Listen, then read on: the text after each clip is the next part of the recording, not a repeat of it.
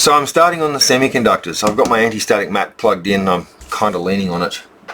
Theoretically, diodes and transistors are, well, not theoretically, they're semiconductors and they could be damaged by static discharge. I might put my wrist strap on for the transistors, but for the diodes I'm not. I've put these two in already. Diodes are a, sort of a one-way valve for electricity, and they're marked on one end. They're polarized. They've got to go in the right way. And I'm pretty sure, looking at just a rough look at the traces, that these two diodes are designed to stop power coming in from any of these ports. Power has to be able to go out on them, but if someone were to, say, plug something into the parallel port that tried to throw 100 volts back at the computer, the diode should stop it from frying everything from end to end, which is important. I've put in diode 300 up here, which is a different kind, and before I start soldering I'll be going back to check that the silk screen matches the little lines, and may even compare it to my Rev 6 board. One thing I am planning on doing over on my blog when this is done, because I struggle to find it, is take the time to set up my SLR and, I don't know, maybe even my macro lens, and take some extremely high resolution photos of this, probably straight on down and then off to each side, or maybe off to the side and off to the front, so that if it works, so that anyone else who's building this can see what a working board looks like, even if it is imperfect. I could do it with the Commodore board that I've got over there, but I'm not persuaded that the Commodore board's any more accurate than mine, to be honest. Big talk, I know. And this is also clean. If my camera is set up just so, it may even be that it would be possible to figure out the resistor locations by reading the colours off them. It will show up the fact that I didn't realise that these EMI things were slightly asymmetrical when I installed the ones down the front, so they look a bit wonky when they're not. The ones up the back here, I laid them all in the right way, the same way, but they're not polarised components, I believe, so it doesn't matter. But they're just slightly, they've got a slight curve to them overall that wasn't immediately apparent to me. So we'll put in another diode, and then I might call this short video quits. So we've got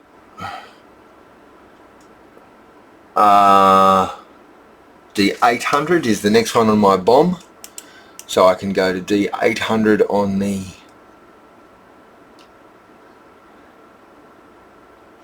on the component finder. Honestly, even with the flashing boxes, there's often still a case of where's Wally. D800, yep, same type as I've got in my thing. Just checking the, I've got the right type of diode. These ones, unlike these big protection diodes, probably have been selected to have a very low forward voltage drop. They're a one-way valve for electricity, but a little bit gets lost in the process, and it dissipated as heat. So there are 800 and 801 there. I'll form up two of them. But yeah, even with the component finder, and I was looking at the the Amiga 2000 EATX project the other day, which is principally surface mount, but which is a little bit terrifying. But I'd like to build another computer if if this works, but I don't want to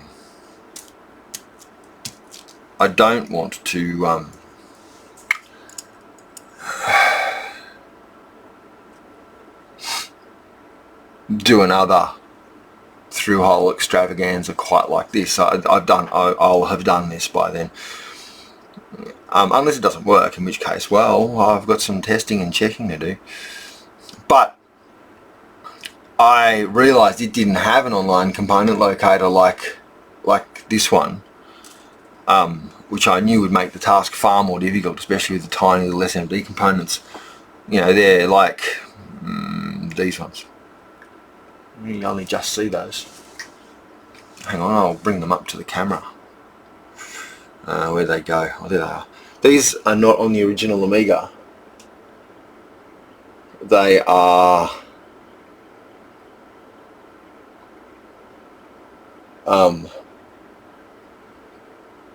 additions. Yeah, the focus isn't great, hey?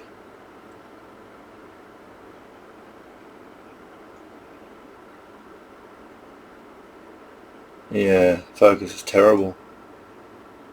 Maybe I should buy some proper camera gear, give you all a break. You see how small they are? Just to the right of the power connector there.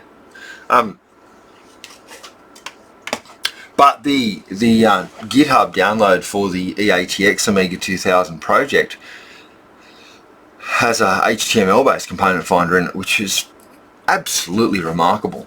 It blew me away. I didn't expect that at all. But yeah, just prop this up down here somewhere. It's always a hassle when there are components right at the top of the board and right at the bottom of the board.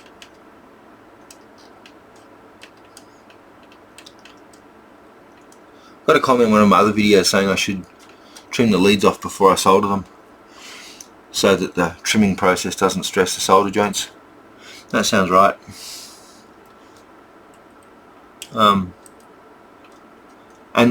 I haven't been too worried about it. Perhaps to my own detriment.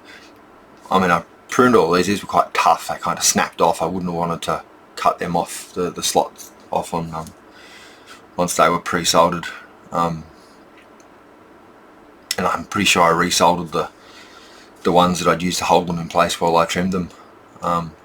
Which probably wasn't the best strategy, to be honest. I probably should have figured out a length, trimmed them all.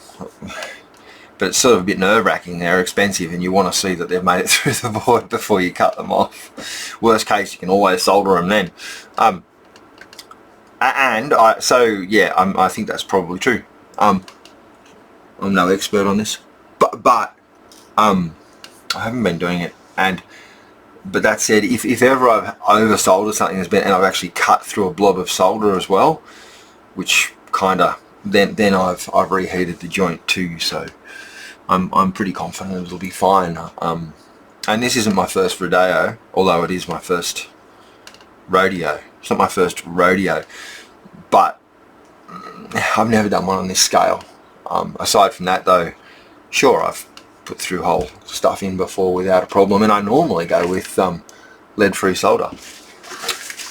So that's D800, and the last diode that's got to go in,